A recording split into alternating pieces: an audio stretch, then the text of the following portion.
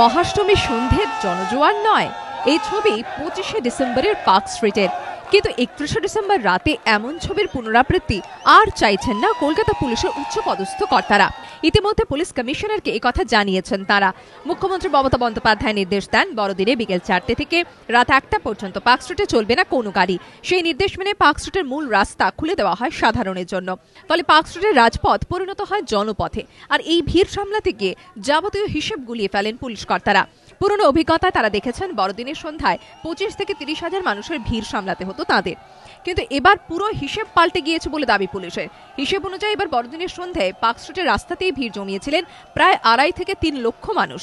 Police জানিয়েছে, বড়দিন উপলক্ষে পার্ক স্ট্রিটকে 4 ভাগে ভাগ করে নিরাপত্তা ব্যবস্থা সাজানো হয়।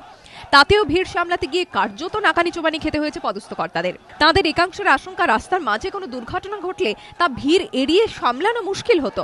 শুধু তাই নয়, ব্যস্ত সময় পার্ক স্ট্রিট বন্ধ করে দেওয়ায় চাপ বাড়ে আশেপাশের রাস্তায়। লালবাজার সূত্রে খবর, বুধবার সন্ধ্যের অভিজ্ঞতার কথা ইতিমধ্যেই পুলিশ কমিশনারকে জানিয়েছেন কয়েকজন পুলিশ কর্তা। একইভাবে বর্ষ শেষের রাতেই পার্ক স্ট্রিটের সাময়িকভাবে যান চলাচল বন্ধ রেখে শুধু সাধারণ মানুষের জন্য খুলে দেওয়া হলে কি কি ব্যবস্থা নিতে হবে তা নিয়ে লালবাজারে আলোচনা শুরু হয়েছে। প্রকাশ সিংহ রিপোর্ট, এবিপি আনন্দ, কলকাতা।